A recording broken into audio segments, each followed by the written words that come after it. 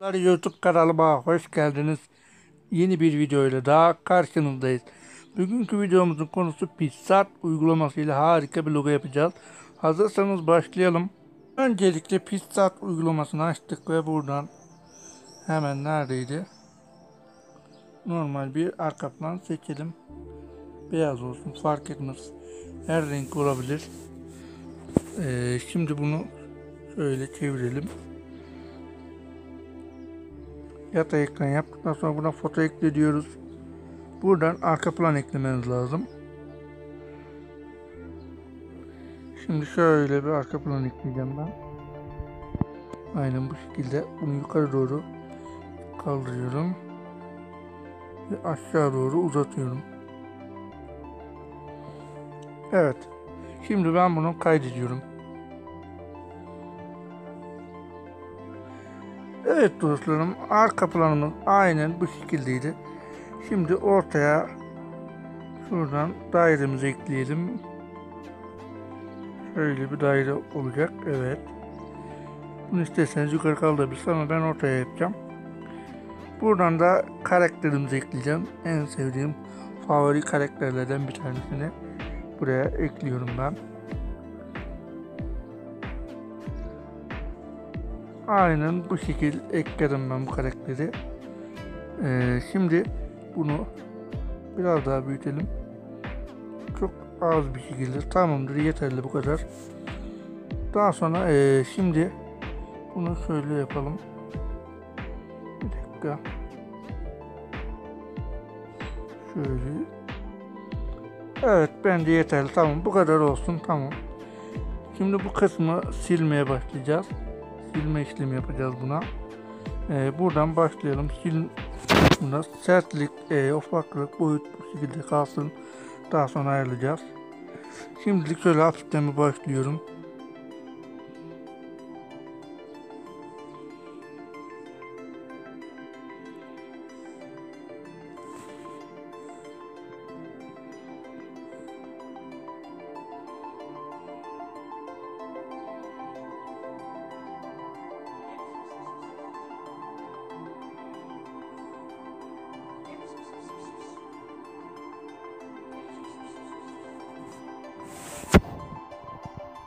Kısmı biraz büyütelim. Tamam. Aynen bu şekilde şimdi küçültebiliriz. Şimdi yakınlaştıralım bu kısma. Şöyle bir dakika.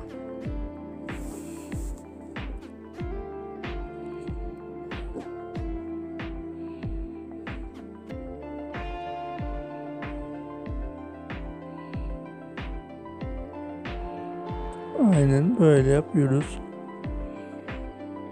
Tamamdır dostlarım. Şimdi böyle yaptıktan sonra şurada sil tıklıyoruz. Buradan isterseniz atlayabilirsiniz, fark etmez. Ben şurada bırakayım. Bunun da sertliği önemli. Sertliği atlamaz. %100 yapmak şart. Şimdi ben bu kısmı hızlandıracağım. Ben şu beyazlıklarını ortaya çıkarmaya çalışacağım. Siz de öyle yapın. Onun haricinde bir şey yapmanıza gerek yok. Ben bu kısmı hızlandırayım ki fazla uzamasın video.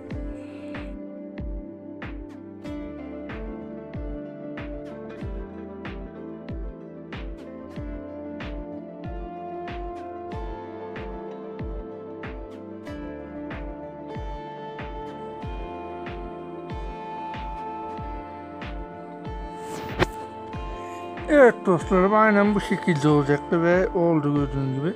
Şimdi son olarak son kontrollerimizi yapalım. Şöyle belki şuralarda gölge olarak kalmış olabilir. Bunu böyle büyütüyorsunuz şuraya kadar, tamam. Şöyle hiç yaklaştırmadan aynen böyle kenarlarından geçiriyoruz, tamam. Artık kaydedebiliriz. Evet, kaydettik. Şimdi buna efekt ekleyelim. Buradan ben buna artistik efektinden yağlı boya efekti ekleyeceğim. Veya şunu da ekleyebilirsiniz. Ama ben bunu eklemek istemiyorum. Bunlar da güzel.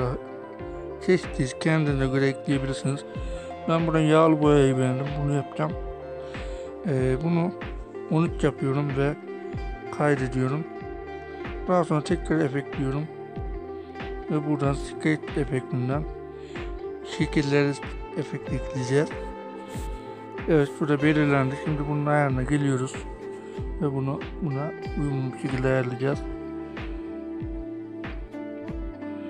Aynen bu şekilde hemen ayarlayıverdik.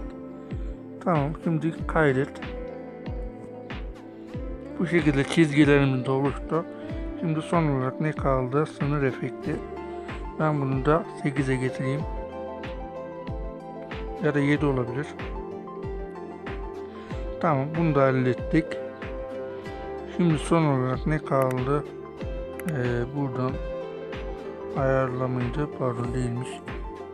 İsterseniz onu da yapabilirsin aslında. Hatta ben yapayım. Parlak olarak. Yeter bu kadar. Konsantre olarak.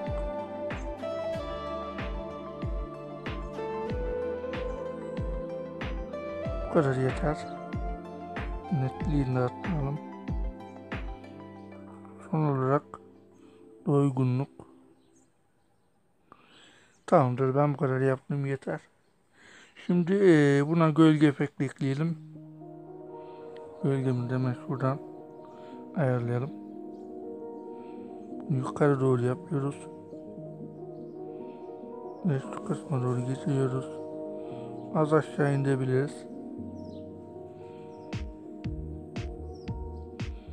Bu şekilde yaptık. Şimdi bunun ayarını yapmaya.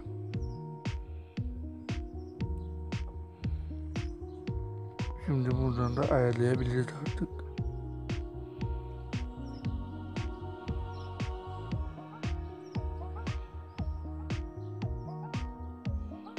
Şöyle.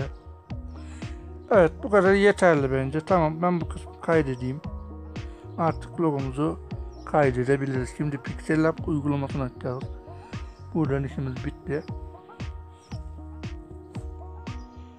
Evet, onaylanmasını bekliyoruz. Evet, onaylandı. Şimdi bunu galerimize kaydedelim ve Pixel Lab uygulamasına geçiş yapalım. Evet dostlarım, Pixel Lab uygulamasına geçiş yaptık. Bunu silelim öncelikle şimdilik. Buradan hemen bulalım. Buradan seçtik ve buraya tam oturacak şekilde yapıyoruz. Kaydedeyim.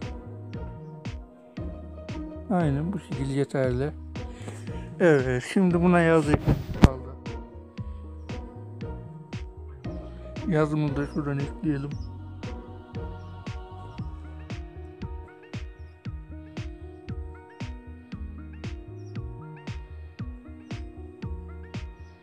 Şöyle ekleyeyim. Buradan güzel bir font bulalım buna. Font nasıl duruyor bunda? Bu olabilir ya da şu da olabilir.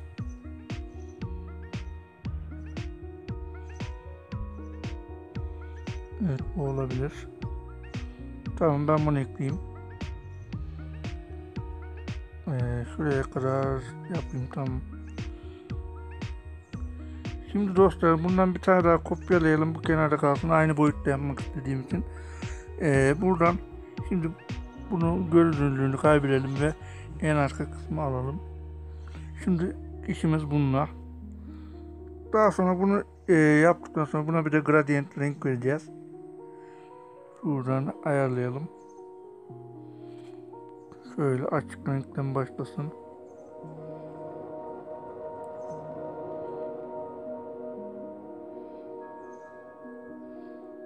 Bir dakika.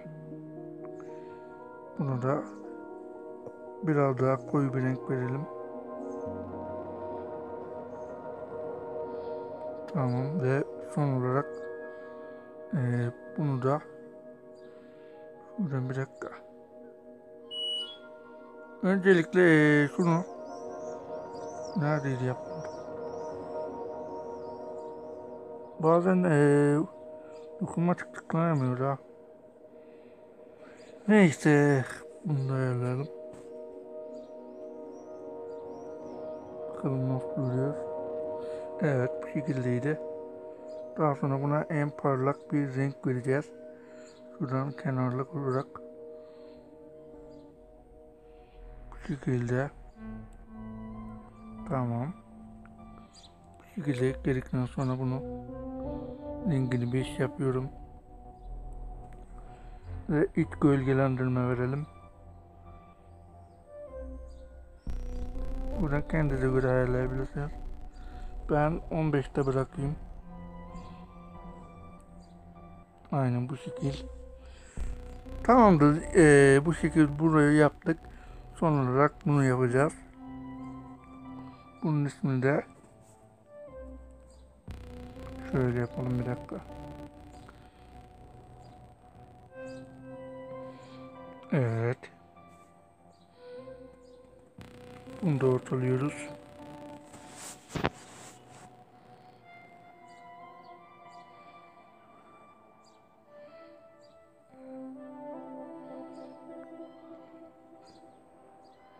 Fena olmadı abi burada dururken de.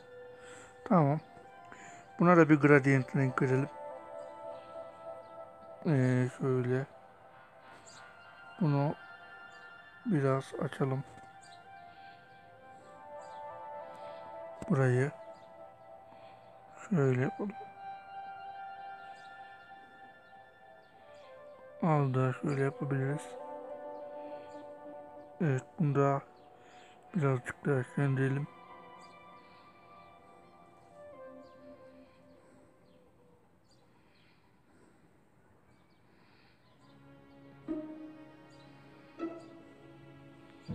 Evet, bu şekilde yaptım. Şimdi buradan da aynısını yapıyorum. Ve buradan beyaz bir renk seçiyorum. Boyutunu 5 olarak ayarlıyorum. Kenarların çizgisine ve buradan beyaz rengi seçiyorum. Ve 15'e getiriyorum. Evet, ayarladık. Bir de buna gölgelendirme vereceğiz. Buradan gölgelendirmeyi açıyorum. Bu şekilde aynen.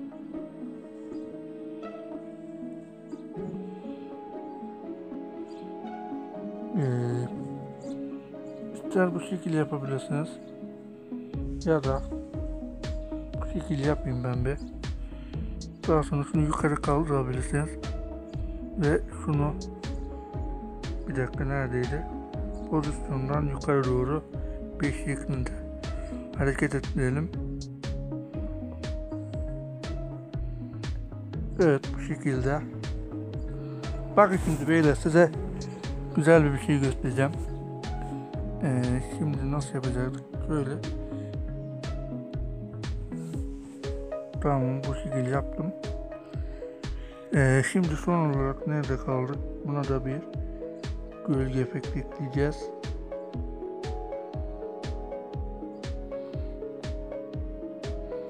Şöyle, çok fazla değil.